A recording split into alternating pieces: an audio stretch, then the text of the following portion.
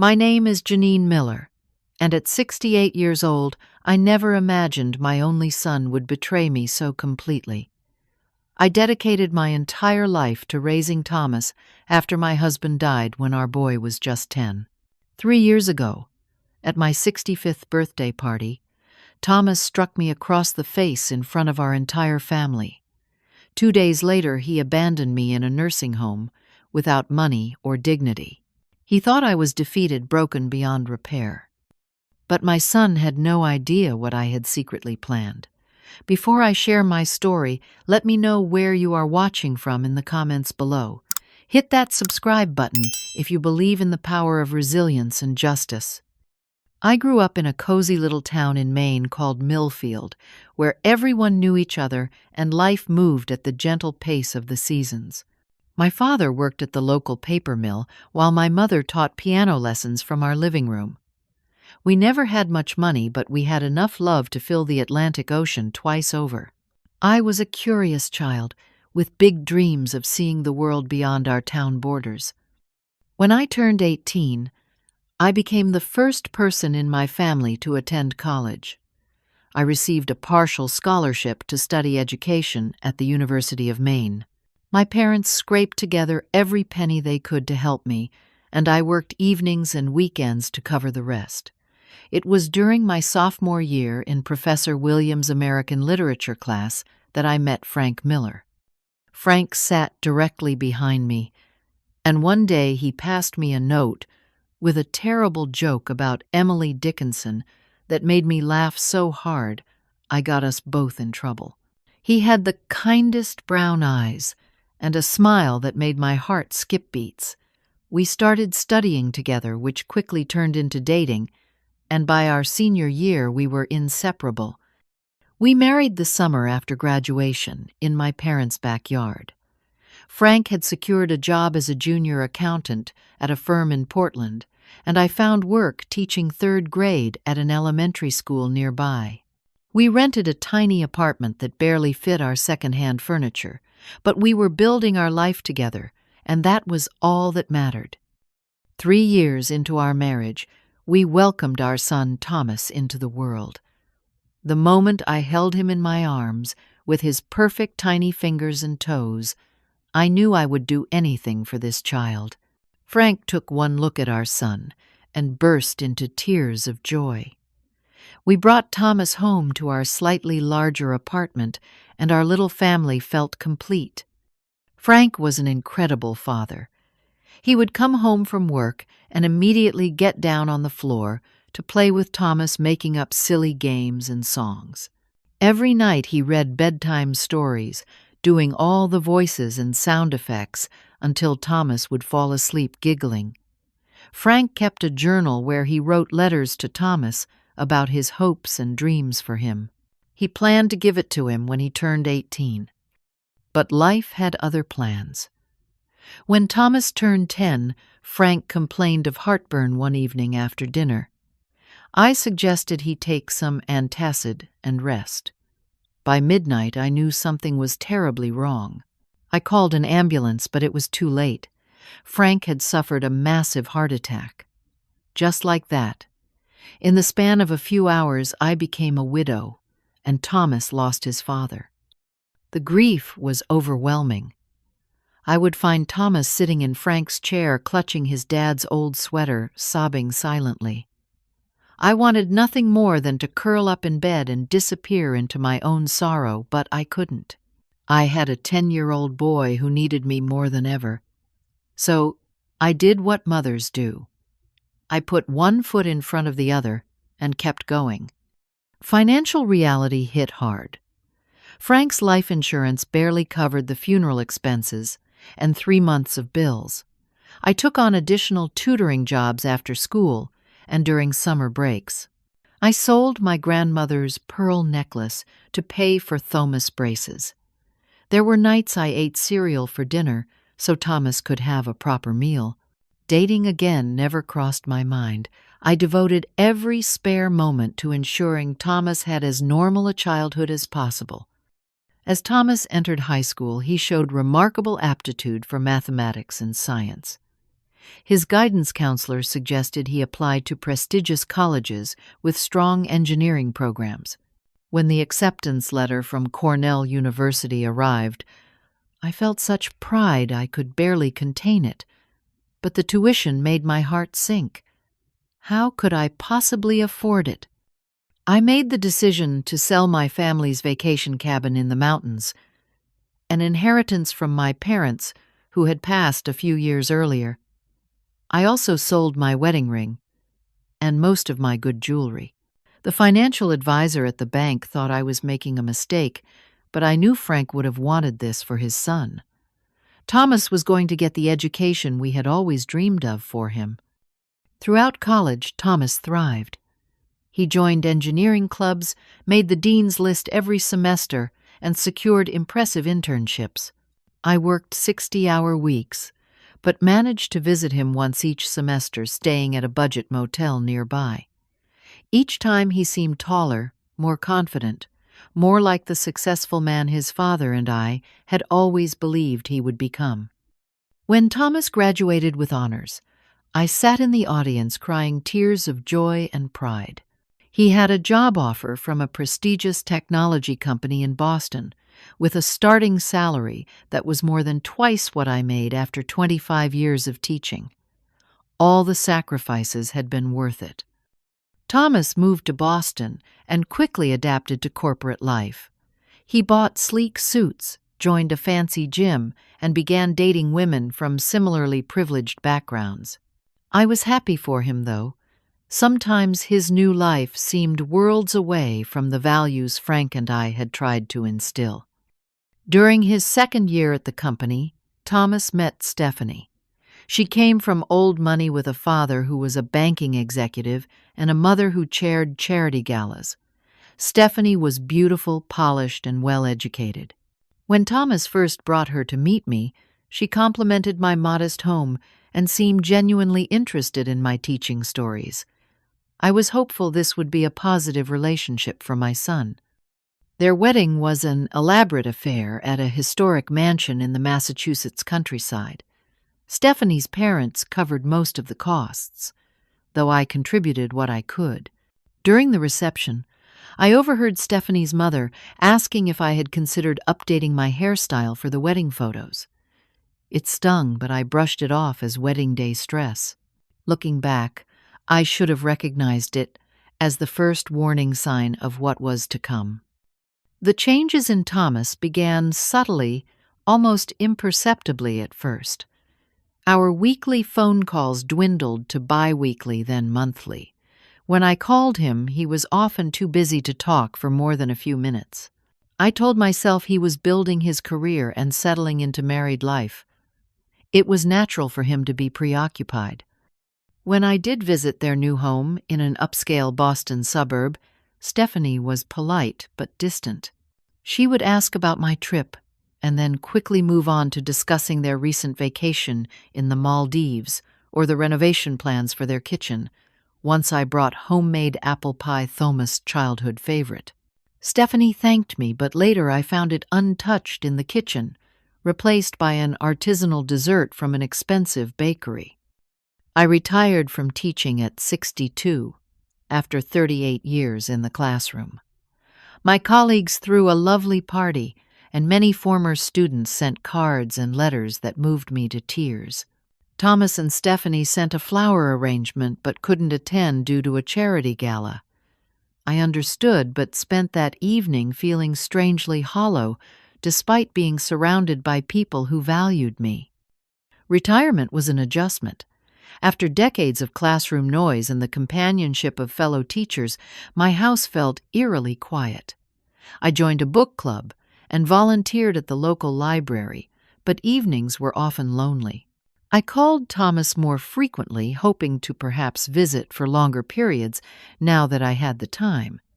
He seemed uncomfortable with the idea, suggesting I develop more hobbies instead. 6 months into my retirement, Thomas and Stephanie announced they were expecting twins. I was ecstatic at the prospect of becoming a grandmother. Frank would have been over the moon. I began knitting baby blankets and buying children's books to read to my future grandchildren. For the first time since retirement, I felt a renewed sense of purpose. The twins, Emma and Ethan, were born healthy and beautiful. I drove to Boston immediately and stayed at a nearby hotel ready to help in any way needed. Stephanie's mother had already taken up residence in their guest room. I was allowed to visit for a few hours each day, under the watchful eye of Stephanie's mother, who constantly corrected my way of holding the babies, or suggested the noises I made while playing with them might overstimulate them. When the twins were 3 months old, Stephanie returned to her job in public relations. They hired a full-time nanny, but I offered to come stay for a week to give additional help. Thomas seemed hesitant, but agreed. I was thrilled to have this time with my grandchildren. That week revealed much about my new position in the family hierarchy. The nanny, a young woman named Brooke, clearly had instructions to supervise my interactions with the twins. When I suggested giving them a bath, she politely insisted that was her responsibility. When I wanted to take them for a walk in the stroller, she accompanied us. One afternoon, I overheard a phone conversation between Brooke and Stephanie. "Yes?" "She tried to feed Emma the homemade applesauce again, even though you said no," Brooke was saying. I intervened before she could, and she keeps calling Ethan Little Frank, which is weird. "I know. I'm keeping a close eye as you asked." That evening, I accidentally walked past Thomas' home office when the door was ajar. He and Stephanie were inside. "Your mother means well, but she's driving me crazy," Stephanie was saying. "She keeps trying to do things her way instead of following our system. And did you see that outdated parenting book she brought? It's from the Stone Age." I expected Thomas to defend me. Instead, he sighed heavily. "I know. I'll talk to her. She's stuck in the past. Maybe this wasn't such a good idea." I retreated quietly to my room, my heart aching. The next morning, Thomas suggested that perhaps I was too tired to continue helping with the twins. It might be better, he said, if I visited for shorter periods in the future. As the twins grew into toddlers, the criticism of my grandparenting intensified. Thomas complained that I gave them too many hugs, potentially making them too dependent. Stephanie worried that my simple games weren't educational enough. When I brought handmade stuffed animals, Thomas later told me they didn't fit the aesthetic of the children's rooms. During one visit, I arrived wearing a bright floral blouse that I thought the twins would enjoy. Thomas took me aside and suggested I dress more appropriately when visiting. When I asked what that meant, he mentioned that Stephanie's friends often dropped by, and my appearance should reflect their family's standards. Thomas had been promoted several times and now held an executive position.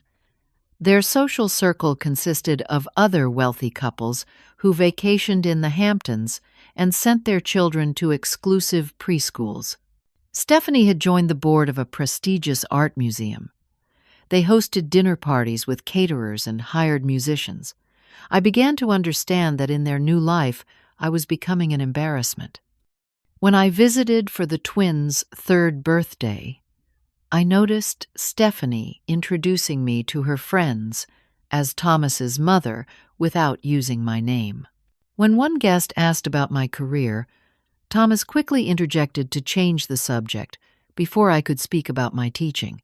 During the elaborate party, I was asked to help in the kitchen rather than participate in the festivities with the other grandparents.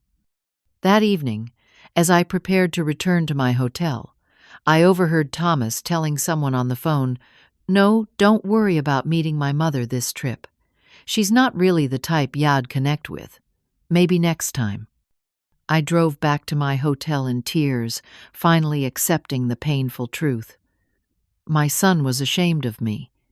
The boy I'd sacrificed everything for now saw me as a liability to his social standing. Something fundamental had shifted in our relationship, and I wasn't sure it could ever be repaired. The winter after the twins turned 4, Thomas called with what he described as a practical suggestion. He thought I should consider selling my home. "The maintenance is too much for you, Mom," he said, his voice taking on that patronizing tone I'd grown to dread. "The stairs, the yard, work the repairs. You're not getting any younger." I looked around my modest but comfortable home, filled with memories of raising Thomas, of the life Frank and I had planned together. "I manage just fine," I told him. "I have a service for the heavy yard work and everything else I can handle." "But think about it logically," he persisted. "That house is too big for one person. You could sell it, get something smaller and more manageable, and have a nest egg for your future care needs." When he put it that way, linking it to my independence, I began to consider it. The truth was, property taxes had increased, and my teacher's pension only stretched so far. Perhaps downsizing would be sensible. After several more conversations where Thomas emphasized how worried he was about me living alone, I reluctantly agreed to list the house. Thomas insisted on handling everything. He found a realtor, arranged for repairs and staging, and negotiated with potential buyers. When the house sold for a good price, I felt a mix of grief and relief. Thomas suggested putting the money in a joint account he would set up. "It's just for safekeeping, Mom," he assured me. "This way I can help manage your finances, make sure you're getting the best returns. You know I've always been good with money." I hesitated. Frank had always taught me to maintain financial independence. But Thomas was so insistent, describing complex investment strategies and potential tax implications that made my head spin. In the end, I agreed, trusting my son to look after my best interests. Thomas and Stephanie suggested I move into their guest house, just temporarily, while I looked for a senior-friendly apartment. The guest house was lovely, a small, one-bedroom structure behind their main home with its own entrance and kitchenette. I was grateful for the arrangement, though I noticed they had me enter through the back gate rather than coming through the main house. The first few weeks seemed fine. I saw the twins almost daily, though always under supervision. I was invited to family dinners once a week, where I sat quietly as Thomas and Stephanie discussed their social engagements and the twins' development. But gradually, I began to feel like an unwelcome guest, rather than family. When Thomas and Stephanie hosted dinner parties or social gatherings, I was asked to lay low in the guest house. If important business associates were visiting, Thomas would suggest I visit the local senior center for the day. Once, when an unexpected visitor arrived while I was in the main house having tea with the twins, Stephanie hurriedly ushered me back to the guest house through the service entrance. 6 months into this arrangement, I received a notice from Medicare about a coverage question. Confused because I thought all my mail was being forwarded to Thomas's address, I mentioned it to him. He brushed it off, saying he'd handle it. Curious, I asked about the progress in finding me a new place to live. He seemed surprised by the question. "The market isn't great right now," he said vaguely. "Better to wait." One afternoon, while Thomas and Stephanie were at work and the twins were at preschool, a contractor arrived at the main house. Thinking there might be a maintenance issue, I introduced myself as Thomas's mother. The contractor seemed confused. "Oh, you're the mom," he said. "I'm doing the pool house conversion. Your son's been very specific about the fixtures. Top of the line, everything." Pool house conversion, Thomas hadn't mentioned any such project. Later, I casually asked Stephanie about it. "Oh, that," she said dismissively. "Just some upgrades. Nothing interesting." My suspicions aroused, I began paying closer attention. When Thomas left his laptop open one day while taking a call in the garden, I did something I'd never done before. I looked at his email. There I found correspondence with the contractor, architects, and designers about transforming the old pool house into a state-of-the-art home gym and entertainment space. The projected cost was over $200,000. That night, I checked the joint account Thomas had set up for my house proceeds. The balance was significantly lower than it should have been. Large withdrawals had been made over the past few months. When Thomas returned from work, I confronted him directly. "Are you using my house money to renovate your pool house?" His expression shifted from surprise to irritation. "Mom, you're confused. That's not what's happening at all." I saw the emails, Thomas, and the bank withdrawals. His face hardened. "You went through my personal emails.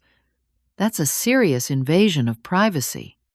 "What about my privacy? My financial independence?" "Look," he said, his voice taking on that condescending tone. "Again, I'm managing your money for your benefit. Yes, some of it is being used for house improvements, but that benefits you too. You're living here, aren't you?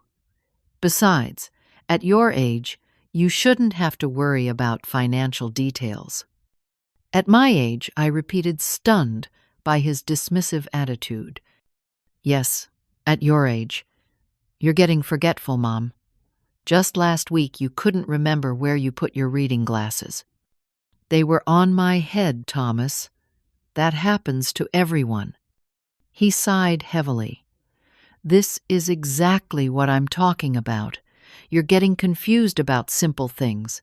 It's why I'm handling your finances, for your own protection." I walked away from that conversation feeling utterly betrayed. My son was gaslighting me, making me question my own mind, while he misappropriated my money. That night I overheard Thomas and Stephanie in their kitchen. "She's getting worse," Thomas was saying. "Now she's paranoid about money." "My friend Jessica just put her mother in Cedar Grove," Stephanie replied. "She says it's very nice. They have memory care specialists." "A nursing home. Isn't that premature?" "They call it a continuing care retirement community, Thomas. Much more dignified. And they have different levels of care. We could start her in independent living and transition as needed." "I don't know. It's expensive." "Well," Stephanie said in a lower voice, "there's still her retirement account, isn't there? If we had power of attorney." I crept back to the guest house, my blood running cold. They were discussing putting me in a nursing home and taking control of my teacher's pension and retirement savings. I felt like I was living in a nightmare. The next few weeks were tense. I began secretly researching my legal rights on computers at the public library. I learned about elder financial abuse and power of attorney limitations. I started gathering documentation of the joint account withdrawals. But before I could take any action, Thomas announced they would be throwing me a 65th birthday party. "A milestone deserves a celebration," he said with forced cheerfulness. "We've invited the whole family." I was suspicious of this sudden generosity, but agreed. Perhaps I thought naively this was a peace offering, a chance to repair our relationship. I couldn't have been more wrong. My 65th birthday party was held in Thomas and Stephanie's expansive backyard. They had hired caterers, a bartender, and even a small jazz band. Relatives I hadn't seen in years were invited along with some of Thomas's colleagues and their families. On the surface, it appeared to be a thoughtful celebration. I wore a navy blue dress I'd bought years ago for a school fundraiser, paired with my mother's pearl earrings, the last pieces of jewelry I hadn't sold for Thomas's education. Stephanie greeted me with an air kiss and immediately directed me to a stylist they'd hired to do my hair and makeup. The woman tesked over my simple bob and applied so much makeup I hardly recognized myself in the mirror. "Much better," Stephanie declared. "Now you look presentable for the photos." Throughout the early part of the evening, I noticed Thomas guiding conversations whenever anyone spoke with me for too long. If family members asked about my life or memories, he would interject with "Mom gets confused about the past sometimes," or "Let me help clarify what she means." Dinner was served on the patio with assigned seating that placed me between Thomas's boss and Stephanie's mother, neither of whom seemed particularly interested in speaking with me. Stephanie wore an elegant white silk dress that probably cost more than 3 months of my pension. The wine was flowing freely, and as servers cleared the dinner plates, Thomas stood to make a toast. He spoke about family loyalty and taking care of each other, which struck me as deeply ironic given recent events. Glasses were refilled, and as I stood to thank everyone for coming, I accidentally bumped Stephanie's arm as she reached across me for the salt. Her glass of red wine spilled down the front of her pristine white dress. The look of horror on her face quickly morphed into rage. "Are you serious right now?" she hissed, loud enough for nearby guests to hear. "This dress is Valentino." "I'm so sorry," I said, grabbing a napkin to help. "It was an accident." She slapped my hand away. "Don't touch it, you'll make it worse." She turned to the table at large. "This is exactly what I've been dealing with. The clumsiness, the forgetfulness." "Stephanie," I said quietly, "it was just an accident. Anyone could have—" "But it wasn't anyone, was it?" she snapped. "It was you. Again. Like when you nearly dropped Ethan last month." "I never dropped him. I was sitting down with him on my lap." "See how she denies it," Stephanie said to the uncomfortable guests. "The memory issues are getting worse. Last week she couldn't even remember what day it was." "That's not true," I said, my voice stronger now as anger began to replace embarrassment. "And I know exactly what you and Thomas have been doing with my money." A hush fell over the table. Thomas stood up quickly. "Mom, you're confused again. Let's get you inside to rest." "I'm not confused, Thomas," I said, years of hurt and betrayal finally boiling over. "I know you've been using my house money for your pool house renovation. I know you and Stephanie have been discussing putting me in a nursing home and taking control of my retirement accounts." Thomas's face turned red. "That's ridiculous. Everyone can see you're not thinking clearly." "I have bank statements," I continued, my voice shaking but determined. "I have copies of emails. You've been stealing from me your own mother after everything I sacrificed for you." Thomas's eyes narrowed dangerously. "What sacrifices, Mom? Giving me a normal childhood. Isn't that what parents are supposed to do? I sold my family's cabin to pay for your Cornell education. I worked 2 jobs. I never remarried because all my time and energy went to giving you opportunities." "Oh, please," Stephanie interjected with a cruel laugh. "Playing the martyr doesn't suit you, Janine. Thomas has given you a place to live when you couldn't manage on your own anymore." "I was managing fine, until Thomas convinced me to sell my house and put the money in an account he controlled." The guests were dead silent, now witnessing a family implosion. Thomas walked around the table toward me, his expression a mask of false concern overlaying fury. "You see what we're dealing with," he said to the table at large. "These paranoid delusions, these false accusations. It's been getting worse for months." "They're not delusions," I insisted, standing my ground. "You're gaslighting me to cover up financial elder abuse. It's a crime, Thomas." What happened next occurred so quickly I barely had time to register it. Thomas's face contorted with rage, and he slapped me hard across the face. The crack of his hand against my cheek echoed in the sudden silence. I staggered backward, my hand going to my stinging face, too shocked to speak or cry. The entire party froze in horror. Someone gasped. Thomas himself seemed momentarily stunned by his own action.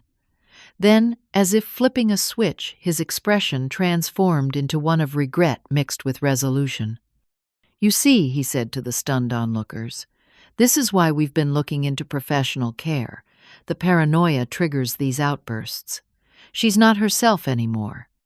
I stood there, my cheek-burning tears welling in my eyes as my son painted me as mentally unstable in front of our entire family. The ultimate betrayal wasn't the slap it was using that moment of violence to further his narrative that I was incompetent. Thomas's sister Amanda, who had flown in from Seattle for the party, was the first to move. She walked directly to me and put her arm around my shoulders. "That's enough, Thomas," she said firmly. "There's never an excuse to hit someone, especially not your mother." Thomas's jaw tightened. "You don't understand the daily challenges, the constant confusion, the accusations." "I understand what I just saw," Amanda replied coldly. "Come on, Janine. Let's go inside." As Amanda led me toward the house, I heard Thomas and Stephanie already spinning the narrative to the remaining guests. Early onset dementia symptoms, becoming aggressive when confused, heartbreaking, to witness all designed to explain away what they had done. In the guest bathroom, Amanda helped me apply a cold washcloth to my reddened cheek.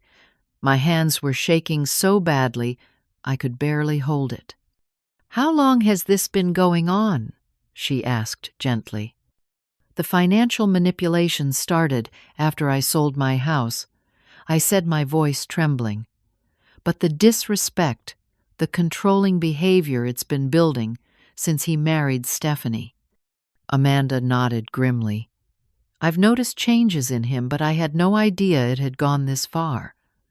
Listen, you can't stay here anymore. It's not safe." "Where would I go?" "He controls my money now. You can come home with me to Seattle until we figure something out." Before I could respond, there was a sharp knock on the bathroom door. Thomas's voice came through artificially calm. "Amanda, I need to speak with Mom alone. We need to make some decisions while she's lucid." Amanda looked at me questioningly. I shook my head no. "She doesn't want to talk right now, Thomas," Amanda called back. "Give her some space." "This isn't optional," he said, his voice hardening. "We've already made arrangements based on her behavior tonight, for her own safety." A chill ran through me. They had planned this all along. The party wasn't a celebration. It was a public demonstration of my supposed instability to justify whatever they planned to do next. Amanda stepped out to confront Thomas, while I remained in the bathroom listening through the door as my son and his wife explained to my sister-in-law that they had already contacted a memory care community that had an opening. For my own good, they said they would be taking me there in the morning.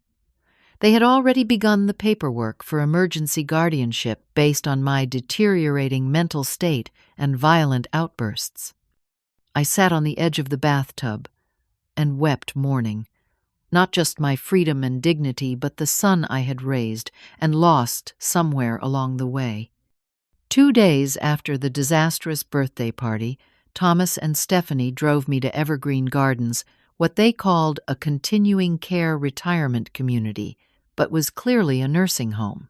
Amanda had wanted to take me back to Seattle with her, but Thomas had threatened legal action, claiming temporary emergency guardianship due to my episode at the party.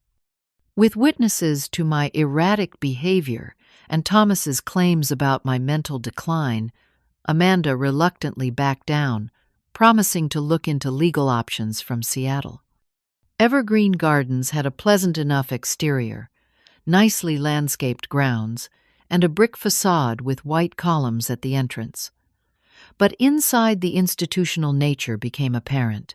The chemical smell of industrial cleaners barely masked the underlying odor of urine and cafeteria food.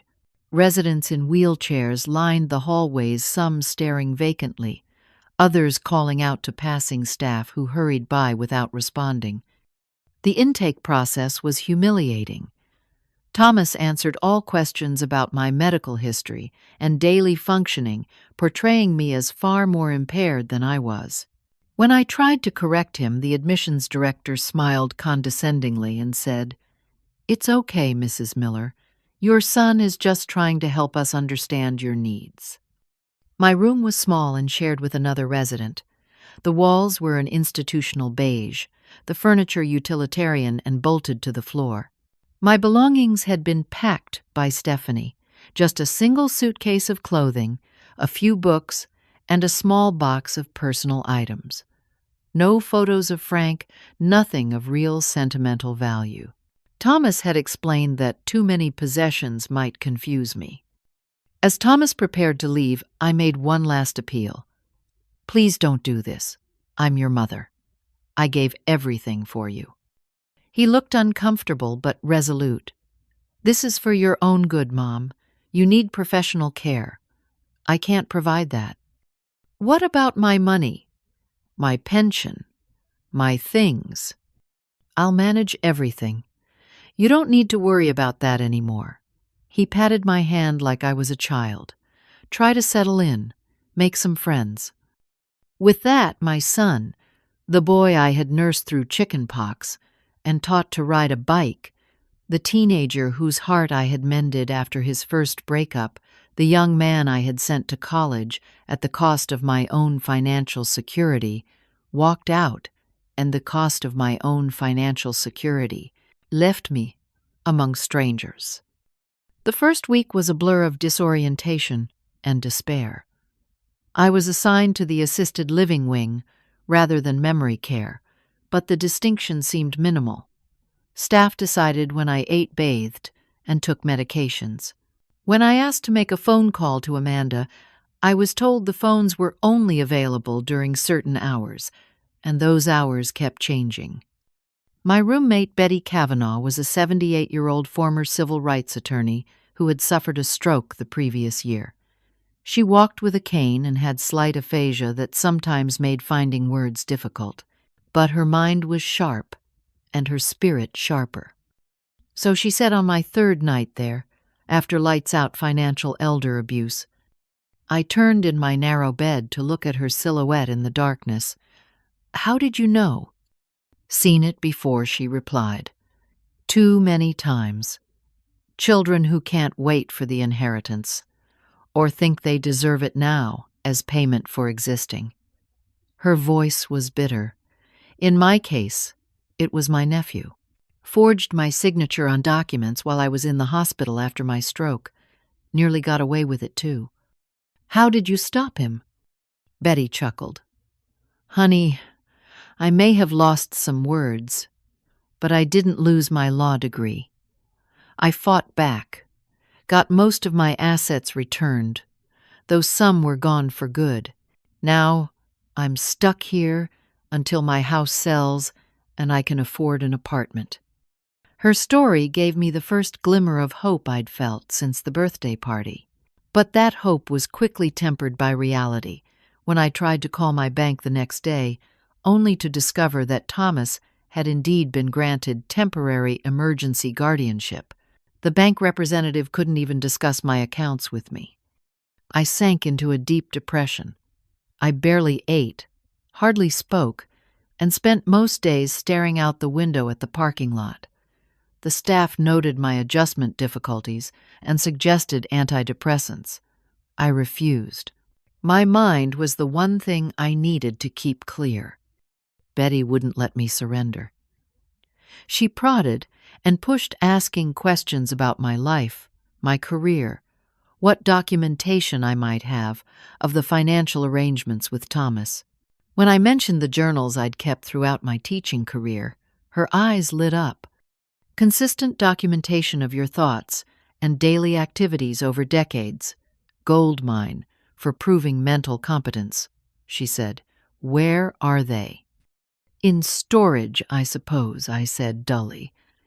"Thomas packed up my things when I sold the house." "Any trusted family members who might help?" "The sister-in-law you mentioned." "Amanda. She wanted to help, but Thomas threatened her with legal action." Betty nodded thoughtfully. Might be worth the risk if she's willing. You need allies on the outside. With Betty's encouragement, I began to engage more with my surroundings, observing the facility's routines and building rapport with certain staff members. I discovered that Louisa, a kind-hearted nursing assistant, would let me use her personal cell phone during her breaks. I called Amanda. Janine, thank God. I've been trying to reach you for weeks.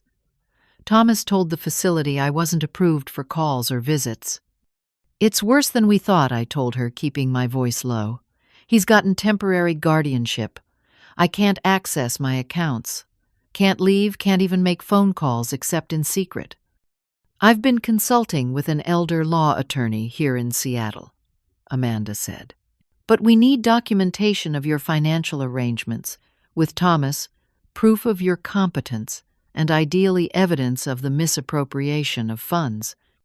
My journals might help with proving competence, I said. They're probably in storage somewhere. Actually, Amanda said Thomas had me take a few boxes he said were just sentimental junk when I visited. Said he didn't have room for them. I have them in my garage. Let me check if the journals are there. 2 days later, Amanda called back through Louisa's phone. I found them. 30 years of journals, Janine.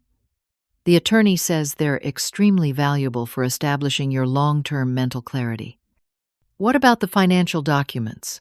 The joint account statements? Working on that. But I have good news. I'm flying out next week. I told Thomas I needed to see for myself how you're doing. He can't really refuse without looking suspicious. True to her word, Amanda arrived the following Tuesday. She had to fight with the front desk to be allowed to see me, as Thomas had restricted my visitors. She finally prevailed by threatening to call the police and Adult Protective Services. Our reunion was emotional, but we had work to do. While pretending to be going through old photos, Amanda slipped me several items: my birth certificate, my marriage license to Frank, and a small USB drive. The attorney says these are critical for establishing your identity independent of Thomas, she whispered. And the drive has scanned copies of your journals, your teaching certificates, and other documentation of your competence. But the most remarkable item she brought was a dusty envelope she'd found taped to the back of my oldest journal. Inside was a life insurance policy Frank had taken out shortly before his death, a policy that named me as the beneficiary and was set to mature on my 65th birthday. Thomas had never known about it, as I'd forgotten it myself until seeing the envelope. The insurance company has been trying to contact you, Amanda said. The payout isn't huge, around $50,000, but it's something Thomas doesn't control because he doesn't know it exists. For the first time since being abandoned in the nursing home, I felt a spark of hope ignite within me. I had resources Thomas didn't know about. I had an ally in Amanda. And I had Betty, whose legal knowledge was proving invaluable. There's one more thing, Amanda said as her visit was ending. I've been in touch with some of your former teacher colleagues. They're outraged about what's happened. They've started a support fund and are willing to testify about your mental acuity if needed. As Amanda hugged me goodbye, she whispered, "Don't give up. We're going to fight this." After she left, I showed Betty the documents and explained about the insurance policy. "Now we're cooking," she said with a grin. "Time to develop a strategy." Over the next few weeks, with Betty's guidance, I began building my case. I observed and documented everything about my daily care and interactions with staff. I demonstrated clear mental competence in all my activities. I carefully built relationships with key staff members who could potentially testify about my capabilities. Most importantly, I began using the nursing home's computer room during activity hours, researching elder rights and financial abuse laws.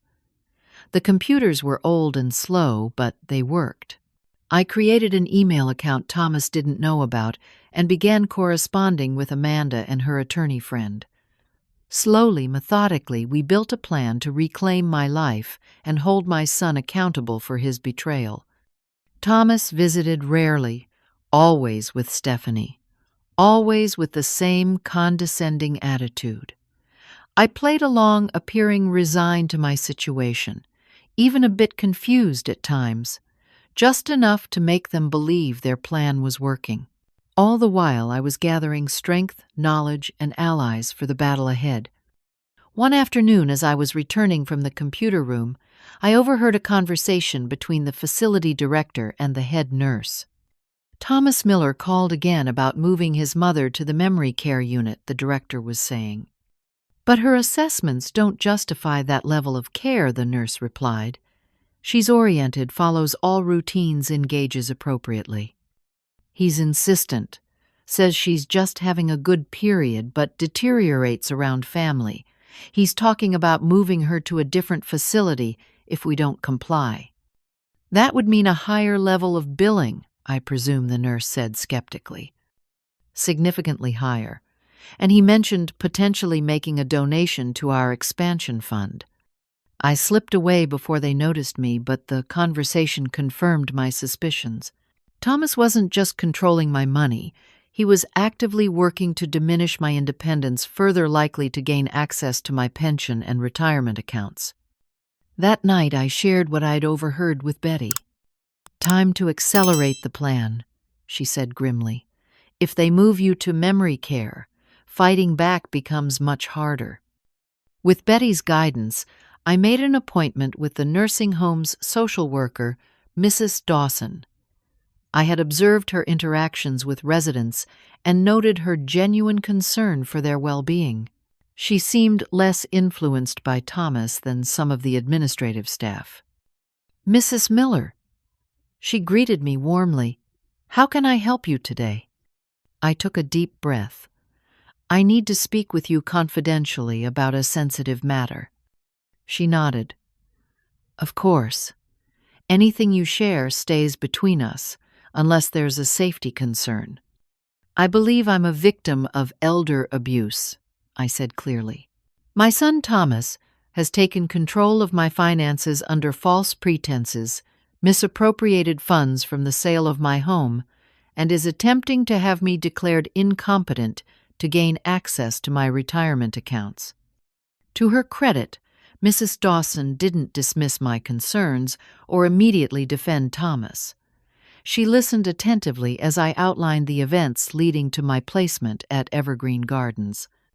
"These are serious allegations," she said when I finished. "What documentation do you have?" I showed her some of the papers Amanda had brought me and explained about the journals. "I'm not suffering from dementia or any cognitive impairment.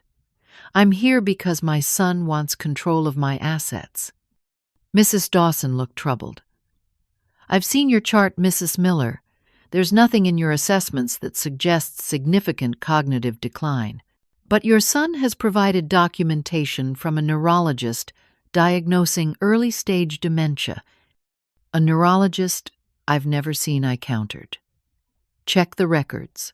Is there any evidence I was present at such an evaluation?" She flipped through my file, frowning. "There's a report, but no intake forms, no consent forms signed by you." She looked up. "This is concerning." "Will you help me?" I asked directly. After a moment's consideration, she nodded. "I can connect you with Adult Protective Services and an elder law attorney. But you should know this may create a difficult situation. Your son is listed as your guardian."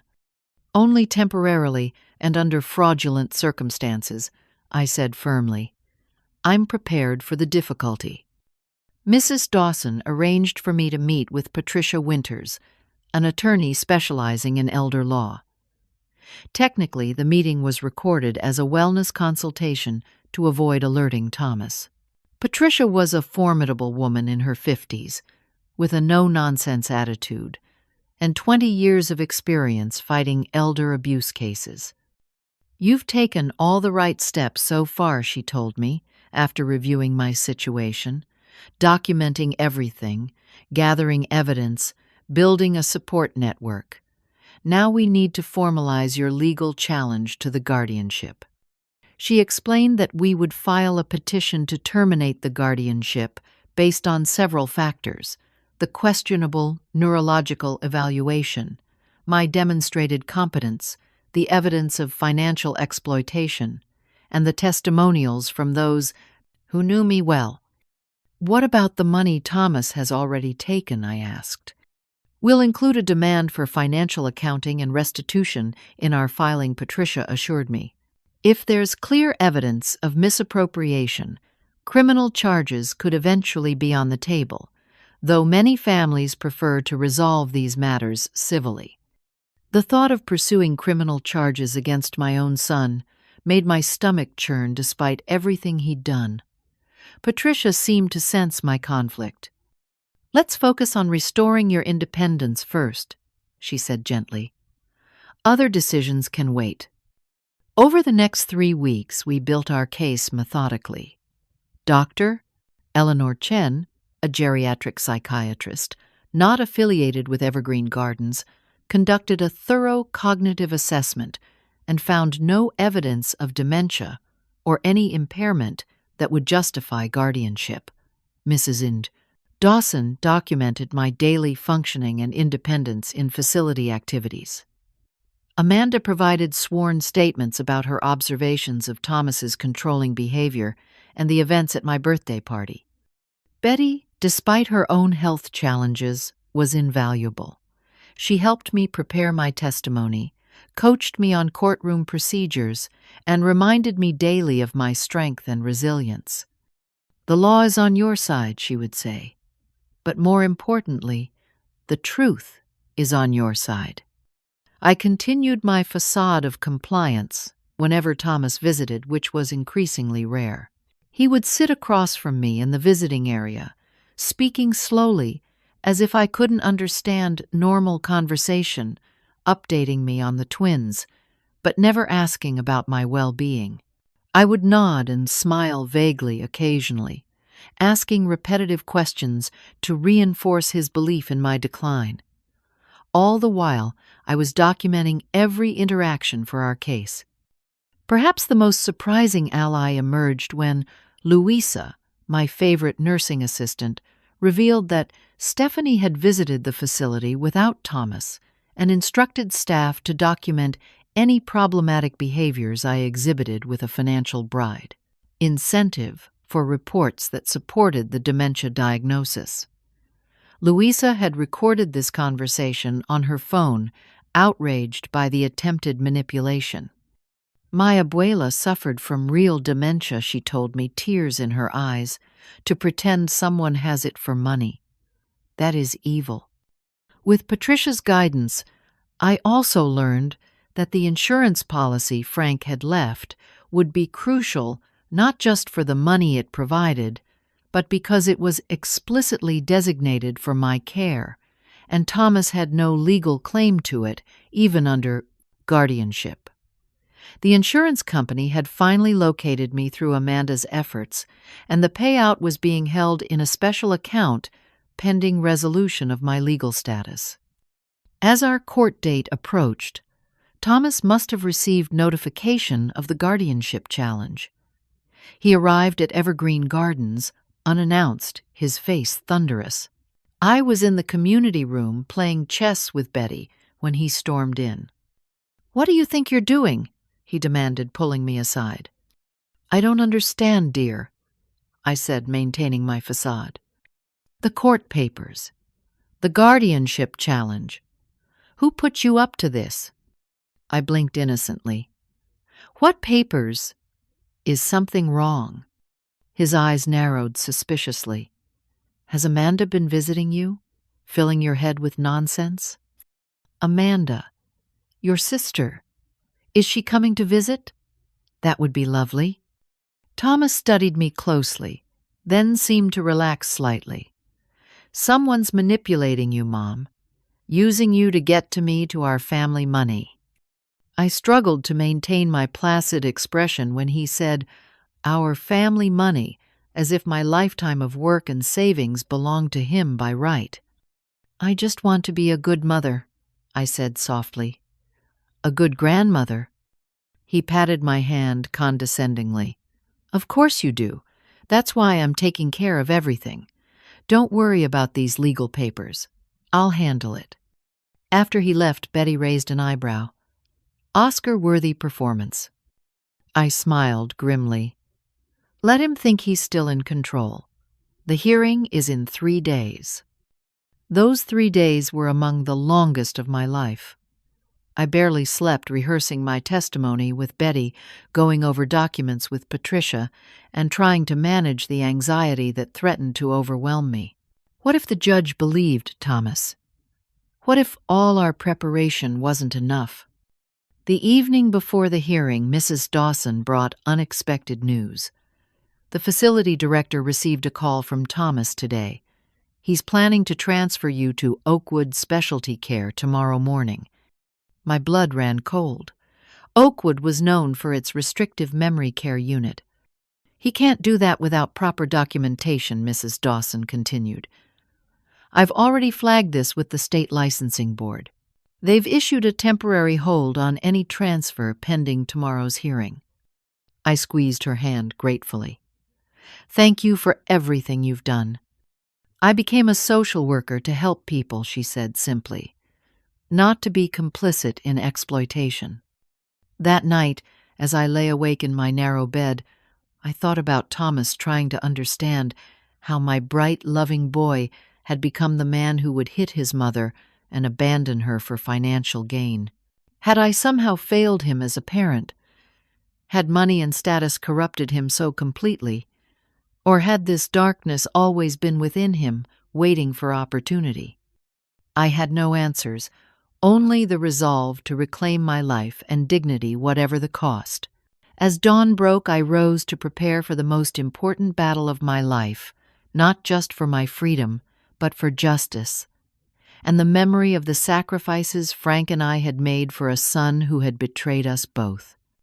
The day of reckoning arrived on a crisp autumn morning. Amanda came to escort me to the courthouse, having flown in the previous evening. Patricia Winters met us in the lobby of Evergreen Gardens, her briefcase bulging with documentation. "Are you ready, Janine?" she asked gently. I straightened my shoulders and nodded. More than ready. Thomas had arranged for his own attorney to challenge our petition, a slick corporate lawyer named Richard Hartwell, who specialized in estate planning rather than elder law. As we entered the courtroom, I saw Thomas and Stephanie seated at the respondents' table, both dressed impeccably. Thomas looked confident, even smug. He barely glanced at me as I was helped to my seat. Judge Marcia Clement, a stern-looking woman in her 60s, called the courtroom to order. She began by reviewing the case documentation, her expression giving nothing away. When she finished, she looked directly at me. "Mrs. Miller, I understand you wish to challenge the temporary guardianship granted to your son. Can you tell me why?" Patricia had prepared me for this moment. I spoke clearly and calmly, my voice growing stronger with each word.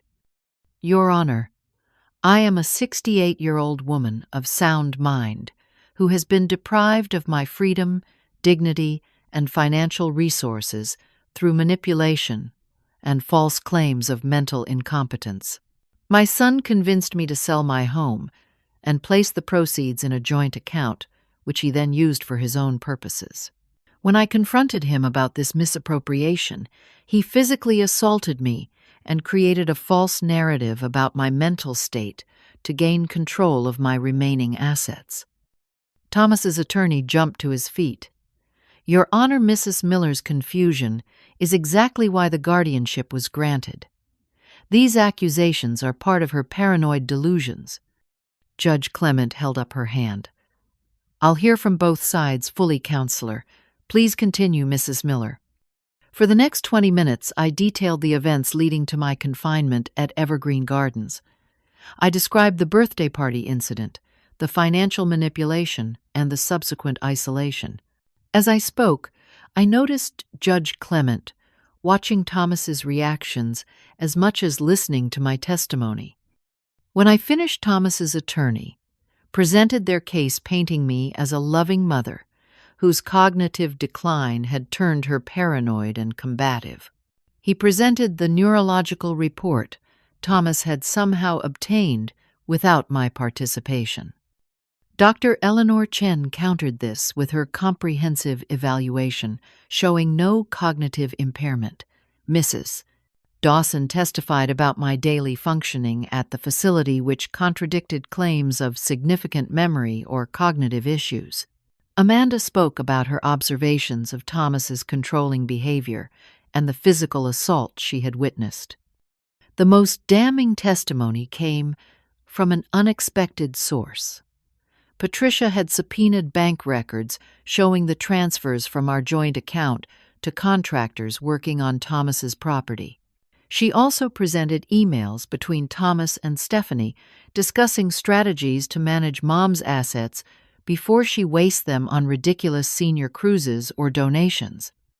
Throughout the proceedings, I watched Thomas's expression change from confidence to concern to barely concealed panic. When Louisa played the recording of Stephanie attempting to bribe staff for negative reports about me, Thomas turned to his wife with undisguised shock.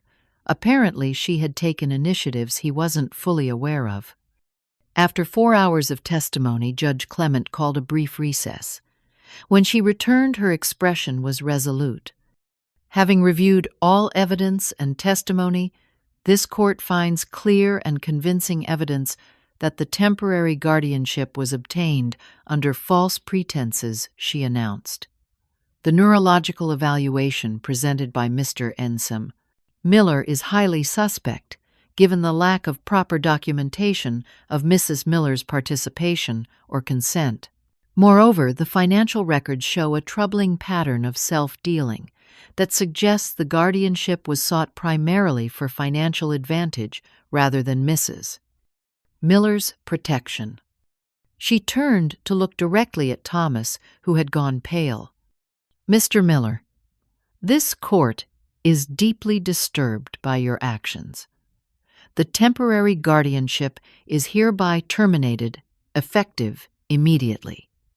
Mrs. Miller is to be granted full access to all her accounts and assets. Furthermore, you are ordered to provide a complete accounting of all funds from the joint account within 30 days and to return any misappropriated funds with interest. Thomas started to protest, but Judge Clement silenced him with a raised hand. Be grateful, Mr. Miller, that your mother has not pressed criminal charges for elder abuse and financial exploitation, which the evidence strongly supports. Should she choose to do so in the future, this court would view such charges as well-founded. As we left the courtroom, Thomas attempted to approach me, his expression a mix of anger and calculation. Amanda stepped protectively between us. Don't, she warned him. You've done enough damage. This isn't over, he hissed. You've turned my own mother against me. Are you happy now? I found my voice, then speaking directly to my son for the first time without pretense. No, Thomas, I'm not happy. I'm heartbroken, but I won't be your victim anymore. The insurance money from Frank's policy provided the foundation for my new start. With Patricia's help, I secured a small one-bedroom condominium in a senior-friendly community about an hour from Boston.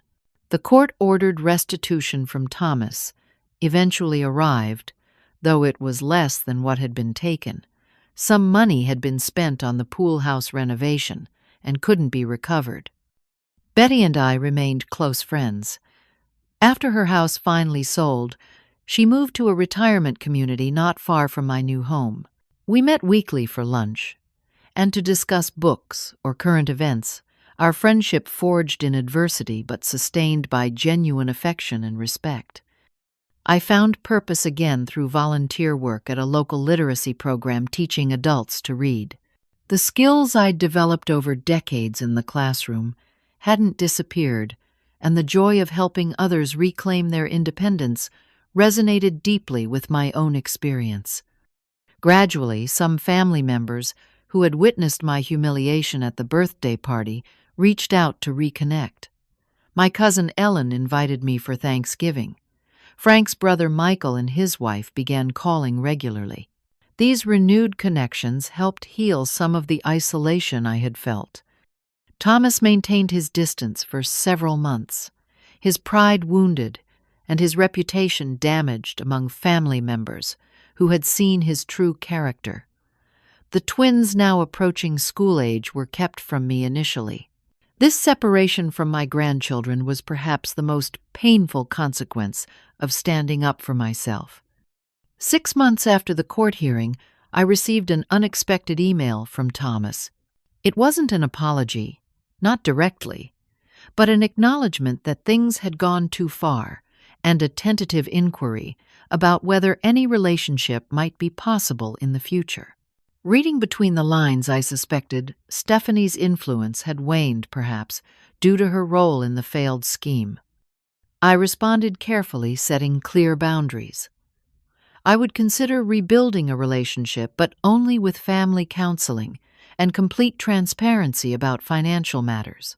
I also insisted on regular, unsupervised visits with my grandchildren. Thomas balked initially, but eventually agreed to counseling. Our first session was tense and difficult. He still struggled to take full responsibility, framing his actions as misguided concern rather than exploitation. But it was a beginning. The path to reconciliation has been long and remains incomplete.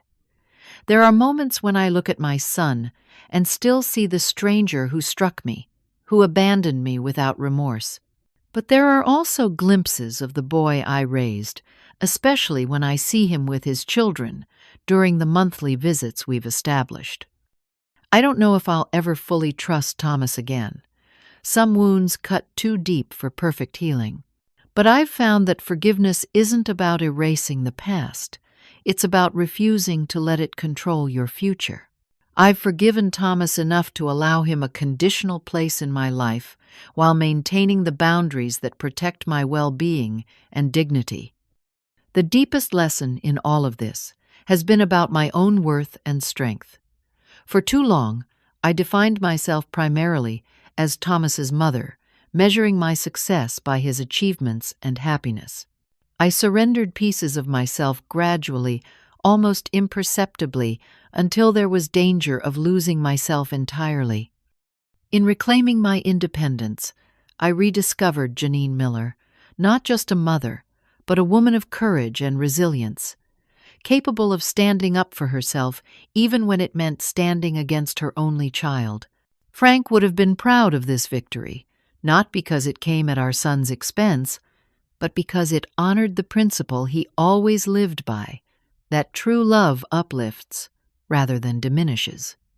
Today, as I volunteer with other seniors through a local elder rights organization, I share my story, carefully helping others recognize the warning signs of exploitation and find resources for protection. Many are shocked that such betrayal could come from a child they sacrificed for, but the sad reality is that my experience is far from unique. What is unique is each person's journey toward reclaiming their power.